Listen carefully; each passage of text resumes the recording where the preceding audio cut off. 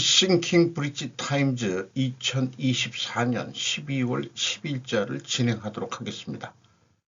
한국은 총 만들지 않은 내전 상태라고 표현해봤고, 협동조합 대 주식회사라는 대립관계로 표시를 해봤습니다.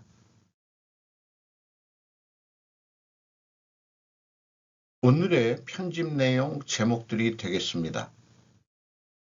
국가 경영권과 기업 경영권 분쟁 비교, 한국은 총 만들지 않은 내정 상태, 상권 분립 훼손서 출발한 비상계엄, 비상사태 판단은 대통령의 영역, 최악의 카르텔을 잡을 때가 됐다. 윤 부정선거 보고받고 선관위가 말 안 듣는다라고 말해 대통령 업무 수행이 내란죄, 어거지 내란죄, 윤 대통령 내란 혐의 수사 한국 출국 금지, 국방부 현재 군수통수권은 법적으로 대통령에게 있다. 이재명 당당하게 사법부 나가라. 민주당도 죄 없다 할 수 있나. 분노한 인요한. 대법 조국 사건 12일 선고 예정. 다만 모든 가능성 열려 있어. 앞으로의 일본은 고령자도 여성도 모두 일하는 사회가 된다고 하는 피할 수 없는 미래. 고려연 반도체 황산 탄소 발자국 인증 아연 운동 이어 네 번째. 캠퍼스 찾은 은둔의 경영자 류진 풍산 회장. 상법 개정하면 주가 떨어질 것. TSMC의 미국 내 반도체 생산. 이렇게 편집을 해봤습니다. 국가 경영권과 기업 경영권 분쟁 비교를 언뜻 해보고 싶었어요. 국가 경영에 대해서는 제가 뭐 헌법이라든지 이런 법적인 그 지식은 아주 미약한 입장이지만 그냥 이제까지 살면서 상식적으로 그 알고 있는 내용들을 왼쪽에 한번 좀 표현해 봤고요. 여기에 통치권은 감사 및 검찰 수사 대상이 아니다라는 표현을 제가 여기다가 해봤습니다. 기업 경영은 제가 조직에 있었으니까 또 감사도 해봤기 때문에 좀 제가 알고 있는 대로 그 주주총회와 그 다음에 이제 이사회, 그 다음에 이제 감사 이런 기능에 대해서 좀 생각을 좀 해본 거를 쭉 정리를 해봤습니다. 그 감사 경험상으로 이재명이는 그 감사 같은 거를 안 해봤을 거예요. 그런 입장에서 조직을 어떻게 볼 거냐 이런 건데 정권 야욕 때문에 그런 생각을 안 해봤겠죠. 그래서 제가 그 경영자의 통치 행위는 감사 대상이 아니다라고 후배한테 그 얘기를 해준 적이 있습니다. 이거는 뭐 제가 피부로 느낀 경험론을 그 후배 감사한테 얘기를 한 적이 있어요. 그 뭔가 그 대표이사가 뭔가 잘못한 것 같다 이렇게 나한테 이제 고발을 하길래 그 내용을 들어보니까 그거는 뭐 법적으로 따진다면은 법치 행위가 아니다. 그러니까 통치 행위로 보는데 그거를 네가 왜 걸고 들어가려고 그러냐? 뭐 뭘 위해서? 결국 잘렸어요 그 친구가. 그래서 이런 경험도 있고요. 그래서 한국은 총 만들지 않은 내전 상태다라는 어떤 그 한국에 살면서 어떤 그 한국을 이런 나라에서 살고 싶은가 라는 마음까지 생기는 마음으로 한번 정리를 해봤습니다. 한국 방송 언론이 이 찬스를 잡았다고 리버럴 정권 재창출을 위해 다들 열성이다. 리버럴이라고 좀 제가 점잖게 표현해 봤습니다. 강한 드라이브를 걸 진정한 국익, 컨서베이티브 보수들이 왜 침묵하고 있는가? 행동을 해야 할 때 아닐까? 대한민국은 현재 진정 내전 중이다. 신중하고 냉철하게 이성적으로 행동하라? 의문을 던지고 싶어요, 이제. 개인적으로 우선 방송 여성 앵커 및 기자들의 하이톤 목소리가 스트레스를 쌓이게 하고 있는 중인 거로 제가 느낌이 오고, 방송 언론에 대한 불만이 여성 기자 목소리로 불만 표출이 된다. 여성들이 하이톤으로 뭐 태어난 게 하지만은 아주 짜증이 나더라고요. 법리를 따지지 말고 정말 어떤 지혜가 필요하다. 내란이 일어나면 외국의 간섭에 쉽게 이용당하게 되어 있다. 과거의 역사가 그렇지 않느냐. 플랜 B가 있다고 믿어주었는데 오늘 현재 어떠한 기대도 하기 어려운 상황 아닐까. 내란죄 혐의로 지속된 공세를 하는 야당의 전술에 대응할 수 있는 국힘의 행동이 아직 보이지 않는다. 한국도 미국과 같이 상원이 있어야 하지 않을까 이런 생각을 해보게 되네요. 총선에 부정선거가 있다고 확신된다면 그걸 어떻게 언제 터뜨릴 것이냐 누가 이런 생각이 있고요.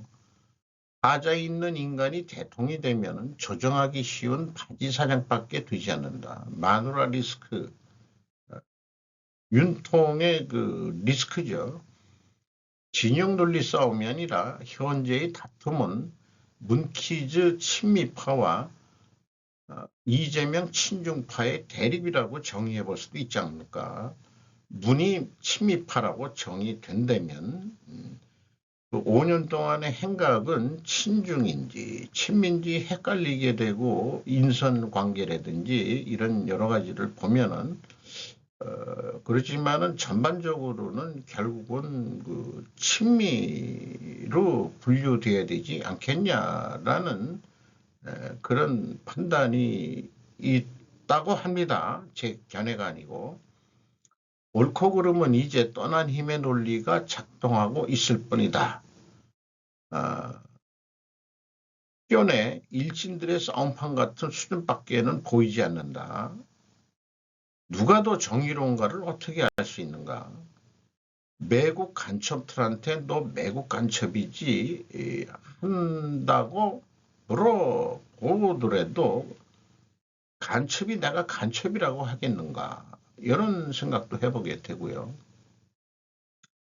그래서 이런 뉴스도 하나 나왔네요. 다행히 상권분리 훼손소 출발한 비상계엄, 비상사태 판단은 대통령의 영역이다. 반대라고 되어 있어요. 아시아투데이. 윤석열 대통령의 비상계엄은 헌법에 보장된 대통령의 통치 행위로 내란이 될 수 없다는 법적의 평가가 나왔다. 또 계엄령을 내린 대통령이 절차적 하자가 있다고 하더라도 민주주의 상권분립이 심히 훼손됐다는 판단이 섰다면 이는 재량권 범위 내에서 위헌이라기 보기 어렵다는 주장이다. 특히 더불어민주당의 행정사법부 공무원 22명을 탄핵하고 정보 유지 예산안을 삭감하는 것은 민주주의의 상권분립에 대한 분명한 훼손이고 대선 불복 행위로 대통령은 이를 국가적 위기 상황으로 충분히 인식할 수 있다는 것이다. 9일 정치권에 따르면 윤 대통령의 계엄은 이미 사망선고를 받은 행정부와 사법부에 대한 입법부의 상권분립 훼손에서 출발했다는 평가가 나왔다. 이재명 민주당 대표의 사법리스크 방탄을 위해 거대 야당이 행정부와 사법부를 탄핵하는 것은 민주주의에 대한 도전이라는 것이다. 현재 이 대표는 15개 혐의로 4개 재판을 받고 있다. 이미 2개 혐의에 대해 1심 판결은 유죄와 무죄로 갈렸다. 그동안 민주당은 이 대표를 방탄하기 위해 모든 수단을 동원한 입법권으로 사법부와 행정부를 압박했다는 비판이 나오고 있다. 상권 분립을 훼손시킨 이재명이 오히려 내란죄에 해당하지 않을까라고 생각을 해보게 됩니다. 법조계 출신 국민의힘 관계자는 야당이 비상계엄을 내란죄로 규정하고 있는데 헌법 77조 1항에선 국가 비상사태 여부는 대통령의 판단 영역이다. 따라서 국회가 비상사태가 아니라고 해제 요구를 했고 대통령이 이를 수용했다면 비상사태 판단은 사법부 판단이 대상이 아닌 통치행위라고 강조했다. 이렇게 뵈면서 제가 그 맨 첫 장에 주식회사 대 협동조합이라고 했지만은 제가 그 협동조합법에 대해서는 그 한겨레 경제연구원에서 배워본 적이 있어요. 이재명 당의 현재 형태는 목소리 큰 놈이 이긴다는 협동조합 방식으로 조합장이 되려는 야방일 뿐이다. 이렇게 좀 표현해 봤습니다. 그리고 협동조합에 대해서도 경험이 있습니다. 이 카톨릭 교회에 협동조합, 신형 협동조합들이 운영이 되는데 주식회사 형태가 아니기 때문에 지분 금액에 불문하고 총회 때 목소리 큰 놈이 조합장이 되는 것을 본 적이 있습니다. 여론몰이를 해가지고 기존의 조합장들이 제대로 못했다. 대출을 제대로 못했다. 이렇게 해가면서 그 조합장의 등극을 하는 그런 것도 옆에서 지켜본 적이 있습니다. 최악의 카르텔을 잡을 때가 됐다. 그라운드 C라는 유튜버입니다. 아들 채용 의혹 전 선관위 사무총장 구속영장. 감사 대상이 사이버보안 채용비리 선거 업무 3건이 있었는데 절대로 놓치면 안 될 사건이 있다. 지난 대선 때 선거 업무 총괄한 김세환 사무총장, 감사원 감사해보니 채용비리 경찰의 수사 부족했다는 것을 발견했다. 직원들 대화 문제 삼으면 문제가 분명히 된다. 검찰 구속영장 청구안이요. 자료 모두 지우는 행위했다. 10년간 채용 기록을 보니 다 불법 채용이었다. 1200건이나 발견되었다. 채용비리 국정원 조사, 선거인 명부 조작 가능한 것을 발견. 그렇다면 도덕적 해이가 만연되어 있다.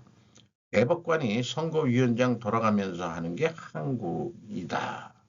그래서 차장들, 송봉섭 차장, 박찬진 총장, 이렇게 두 사람들이 조작 혐의, 면제평가표 등 이렇게 되면서 불온 세력들이 선관위에 들어갔을 수도 있다라고 의구심을 갖게 만드네요. 불법 채용 비리라는 게 아버지 찬스 이런 수준을 넘어선 불온 세력이 선거관리위원회에 들어갈 수도 있겠다라는 의심을 지울 수가 없습니다. 내란죄 조사한 경험 있는 검사들이 있나? 국정원 선관위 사이버 보안 점검, 날인 파일 도용의 사전 투표용지 무단 인쇄, KBS 뉴스광장, 해커가 결과 개표 결과까지 임의로 바꿀 수 있어 IP 주소 서버용도 삭제 후 국정원에 제공했다. 이게 지금 대한민국에서 가장 중요한 이슈라고 선관위 선거 업무는 감사 안 받아. 조선일보 2024년 5월 2일자에 보도했던 제목이고요. 선관위 도덕기준 다 무너져. 이러면 누가 선거 결과 믿겠나. 조선일보 2023년 5월 27일자 뉴스 제목이었습니다. 실제 문재인 정권이던 2027, 이건 뭐가 잘못됐네요. 2017년 10월이겠지. 김대년 전 중앙선거관리위원회 사무총장은 국회 국정감사에서 차기 선관위 상임위원은 정치에 오염되지 않은 선관위 내부 출신이 아닌 덕성과 품성을 갖춘 중립적인 외부 인사계에서 오시면 고맙겠다고 사퇴의견을 남겼다. 당시 선관위 안팎에서는 정치 편향 인사들로 인한 선관위 내부 파벌 갈등이 오죽하면 저런 말이 나오겠냐는 반응이 나왔다. 계엄군 선관위 친입, 추 정국은 트럼프에게 부정선거 방지법 알린 박주현 변호사. 그라운드 시대라는 유튜브 방송은 올바른 정치관과 진정한 역사 교육을 위한 자기네 방송이다. 이렇게 얘기를 하고 있네요. 저 같은 경우에는 생존 우선순위를 뒀고 국익과 기업의 이익이라고 표현하고 있죠. 저는 부정선거 보고받고 선관위가 말 안 듣는다라고 말해 정병진 기자가 오마이뉴스에서 12월 9일 날 08시 49분에 보도한 내용입니다. 지난 총선 부정선거 의혹 계속 주장해 온 박주현 변호사 자신의 유튜브에서 주장. 이 박주현 변호사를 트럼프 참모들이 지난 7월에 만나고 가서 부정선거 방지에 대한 그런 거를 조사해 갔다고 그러죠. 지난 총선 부정선거 의혹을 꾸준히 제기해온 박주현 변호사 전 대통령 직속 특별감찰관이 최근 자신의 유튜브 채널에서 윤석열 대통령이 최소 2차례에 걸쳐 부정선거 관련 보고를 받았으며 이를 모를 리 없다고 주장해 논란을 불어일으켰다. 박 변호사는 김영현 전 국방부 장관과의 친분을 언급하며 그에게 부정선거와 관련한 문자를 보낸 적이 있다고도 밝혔다. 그는 지난 5일 공개한 유튜브 영상에서 이제 윤 대통령도 부정선거 문제를 전면에 내세워야 한다며 현재 트럼프 정부와 연결될 수 있는 접점은 부정선거뿐이라고 주장했다. 특히 윤 대통령의 부친이 연세대 통계학과 교수였음을 언급하며 대통령의 부친 제자 중 한 명이 이건 부정선거다 수사해야 한다라고 대통령에게 말했다고 밝혔다. 그래서 이 박주현 변호사 프로필을 찾아봤어요. 어우, 등치도 좋고 키가 184나 되네요. 1979년생이고 소속 경찰청 사이버 테러 범죄 전문가 그룹 위원이고 법률사무소 황금열 대표 변호사이고 대전광역시청 고문 변호사다. 학력 서울대학교 대학원 법학과 석사과정 수료. 수료라는 것은 석사는 못 땄다 그런 얘기 같은데 경력 법률사무소 황금열 대표 변호사, 대한변호사협회 IT 블록체인 특별위원회 부뭔가 위원 뭐 이렇게 돼 있는 모양. 이렇게 생겼네요. 이런 사람이 그래도 활동에 준다는 게 감사한 일이기도 합니다. 고성국 TV 긴급 생방송 대통령 업무 수행이 내란죄, 어거지 내란죄라는 제목으로 특별대남 고영주 자유민주당 대표 고 씨가 고 씨를 불렀네요. 그건 그렇고 과거의 경험에서 배워야 한다. 대통령의 통치권을 감히 내란이라고 말해서는 안 된다. 계엄은 법적 권한 행사이다. 이게 왜 내란죄이냐. 야당의 행위 자체가 내란죄 아니냐. 진짜 내란 세력이 누구인가. 수사할 필요도 없는 각하해야 할 일이다. 내란죄는 목적범인데 국헌불란하는 행위를 하는 민주당 국가기능 마비시키려는 예산 삭감. 반대로 민주당을 예비 내란죄로 조사했어야 한다. 이거 아주 좋은 생각이네요. 국헌을 수호하기 위한 비상계엄을 반대로 뒤집어 씌우기 전술을 하는 이재명 당. 자유민주당은 공안 전문가로서 민주당은 위헌 정당이라고 정의하고 해산 조치를 했어야 한다. 이 자유민주당 대표인 모양이에요. 여기 고영주 씨가 김정은에게 USG 넘긴 문재인은 왜 놔두었냐 그때. 덩달아 망령되이 대통령을 조사하겠다는 국가기관. 비상대권은 대통령의 통치권이다. 대법원 판례도 비상대권이기 때문에 사법 대상이 아니다. 된다 해도 잘못된 게 하나도 없다. 없는 내란죄까지 들먹이면서도 좌익들이 세가 너무 커져가지고 비상계엄 선포 해체 과정 모두 법태류 안에 이루어진 것이다. 이렇게 이제 대담하는 거네요. 이 고성고 씨는 개인적으로 제가 한선 아카데미 정치 학교에서 좀 본 적이 있습니다. 제가 어떻게 그 정치학교 에 가서 그 공부를 왜 그때 하려고 했는지 모르지만은 어쨌든 뭐 자리가 부족해서 그, 좀 싸게 좀 가서 들어달라고 누가 부탁을 해가지고 좋아 내가 뭐 어차피 그뭐 그래 한번 좀 도대체 정치란 게 뭔지 그래서 한선 아카메디 한국 선진화재단이라는 데가 있습니다. 거기서 이분을 좀 만난 적이 있어요. 그건 한번 제 개인적인 경험이고요.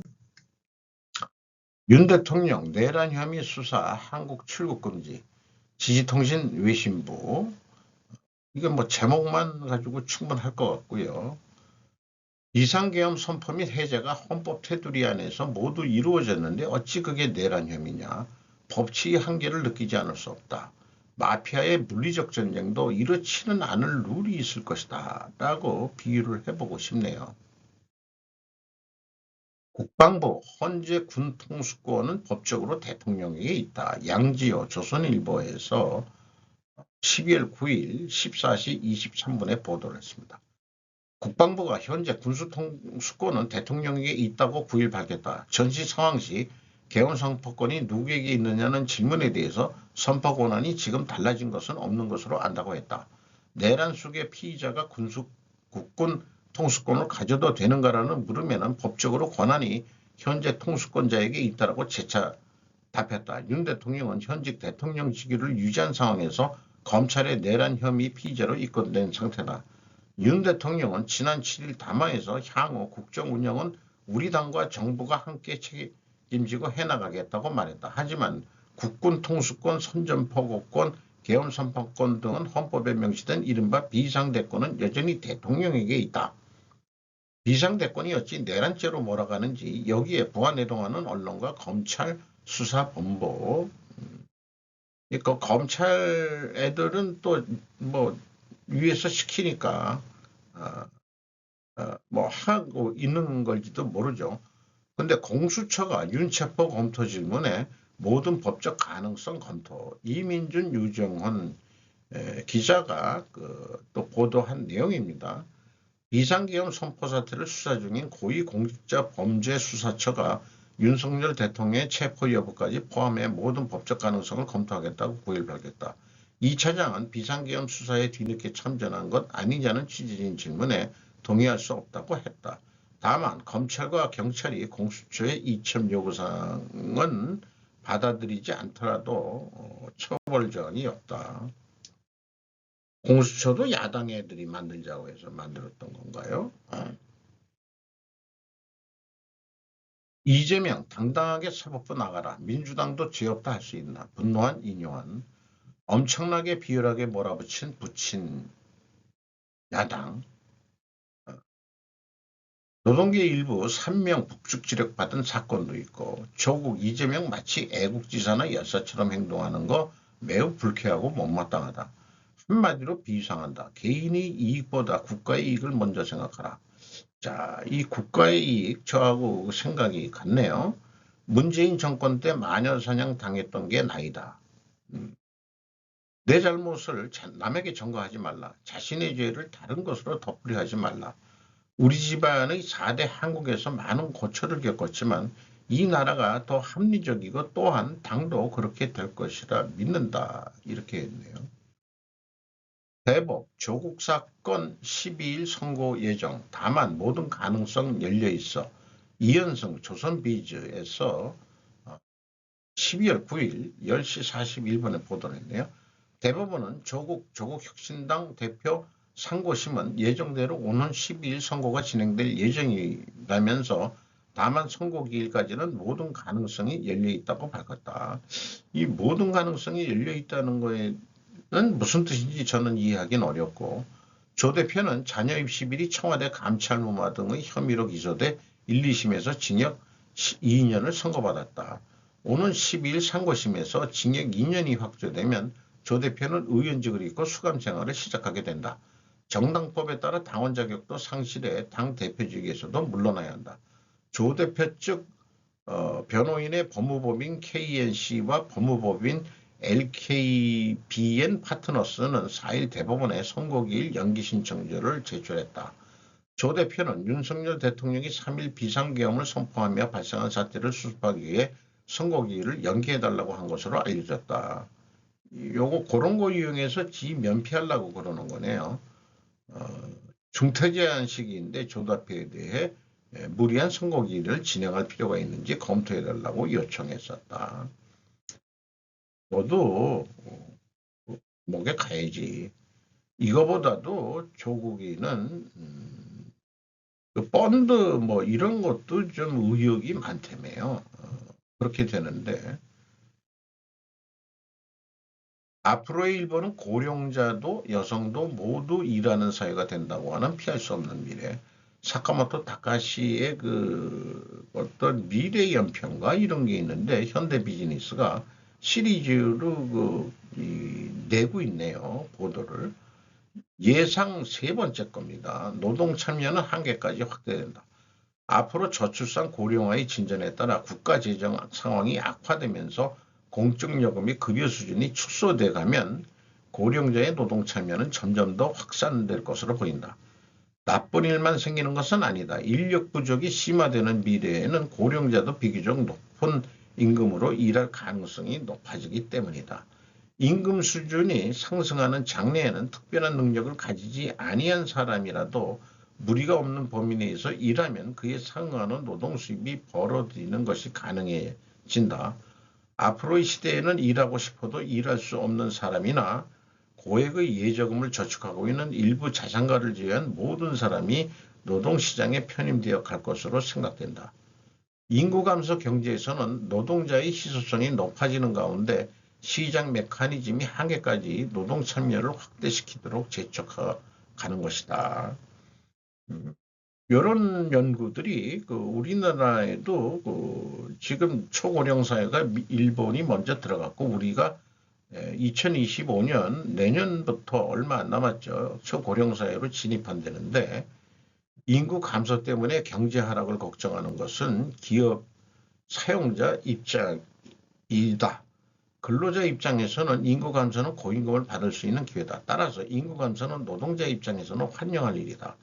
아마 우리 그 여성 아줌마들도 내 자식은 좀 잘 살아야 되지 않겠냐. 그래서 교육열도 높고 그렇게 내가 투자를 많이 그렇게 돈을 들여서 자식을 양육을 했는데 저는 사육이라는 용어도 가끔 씁니다만은 싸구려 직장에 들어갈 수 있느냐 이런 건데 인구가 줄면은 공부 많이 한 사람이 또 직장에 높은 월급을 받으면서 들어갈 확률이 높아지지 않겠냐 이런 우리나라의 그 아줌마들이 그렇게 공무원 아줌마들은 분명히 그렇게 생각을 하겠죠. 대신 정년을 넘은 고령층 남녀들이 저임금으로 채용되는 경제가 된다. 건강이 허락하는 한 죽을 때까지 일해야 되는.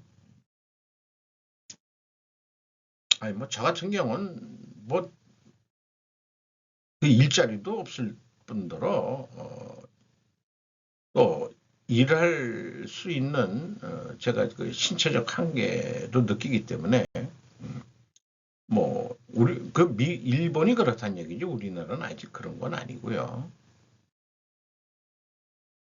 고려현 반도체 황산 탄소 발자국 인증 아연, 은, 동 이어 네 번째 최유빈 기자가 머니에스에서 보도를 했습니다. 정과정 평가 오래간만에 들어보네요. 저도 그 환경 인증 심사원 자격도냐고 엄청 공부를 했었는데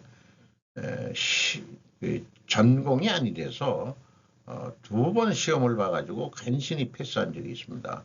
어쨌든 저도 환경 시스템은 심사할 자격은 있어요.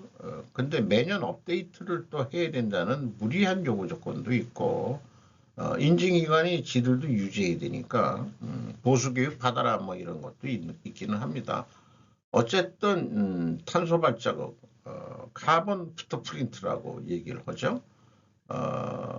영국 애들이 이런 거 잘 만들어요. 선진국이라고. 자기네들은 이런 그 서비스 행위로 돈을 법니다. 이게 공짜는 아니고 심사비를 내야 되겠죠.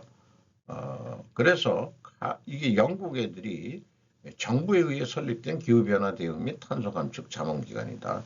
전 세계를 상대로 이런 장사를 아이소 인증 기관도 그렇죠. 제가 가끔 이렇게 목이 말라서 이렇게 물을 먹기는 이 컵의 심볼도 로이드 심볼입니다. 거기서 이제 그 선물 받은 거였던 거고 그렇습니다.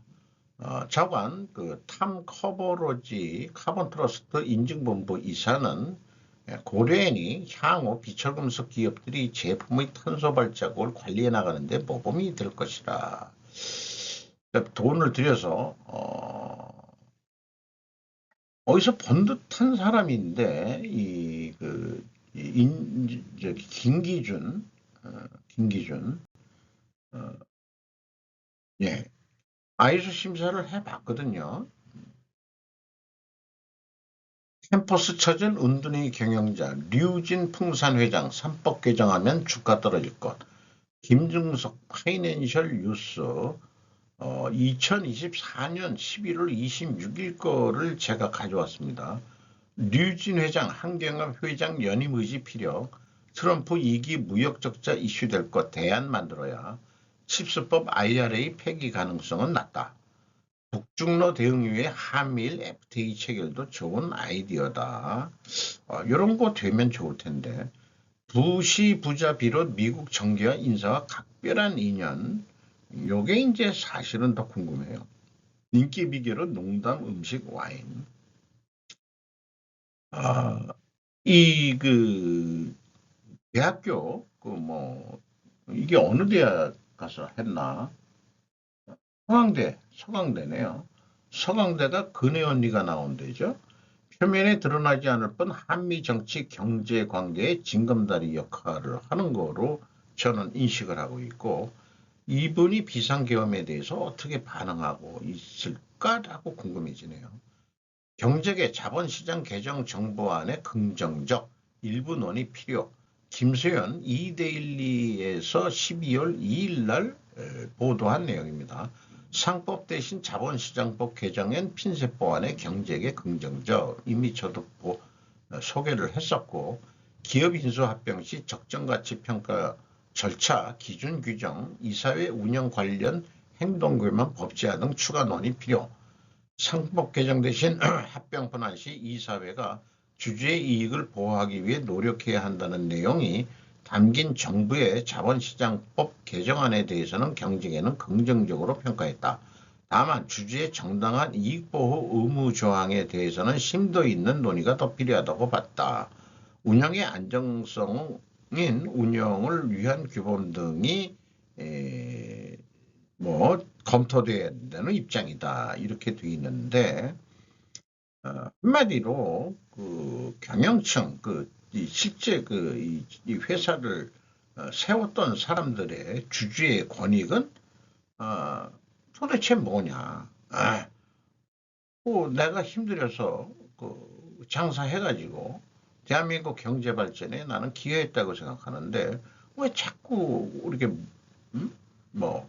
법적이라고 그래도 왜 그러니까 주주의 정당한 이익보 이런 것도 검토되지 이 사회에 이런 ESG 이런 거 가지고 서구 사회 민주주의 성격의 그런 것들을 잣대를 들이대 가지고 한다는 거 이런 거에 대해서는 저항이 있다 이렇게 봐지게 되네요. TSMC의 미국 내 반도체 생산 12월 9일 피터 자이언 뉴스레터입니다. 반도체에 관한 몇 가지 동영상을 촬영했는데 그럴 만한 이유가 있습니다. 반도체와 관련 기업의 생산은 향후 몇 년 동안 업계 전체가 흔들리면서 주목받게 될 것입니다. TSMC는 처음에는 미국으로의 이전에 반대했지만 애리조나에 칩 생산을 설립했습니다. 이 시설은 최첨단 기술을 사용하지는 않지만 여전히 높은 스펙트럼의 칩을 생산하고 있습니다. TSMC는 또한 피닉스에서 이러한 칩에 대한 높은 회수율을 달성했으며 이는 큰 돌파구는 아니지만 적어도 생산 비용을 절감하는 데 도움이 됩니다. 대부분의 칩 제조는 자동화되어 있기 때문에 미국의 높은 인건비와 대만에 비해 기술 격차는 기대만큼 큰 역할을 하지 못하고 있습니다. 그러나 이러한 시설의 범위를 확장하고 최첨단 칩 개발을 시작하려면 몇 가지 대규모 투자가 필요합니다. 다음에는 인텔이 이 분야에서 지금 어떻게 하고 있는지 자기가 알아보겠다. 이런 얘기입니다.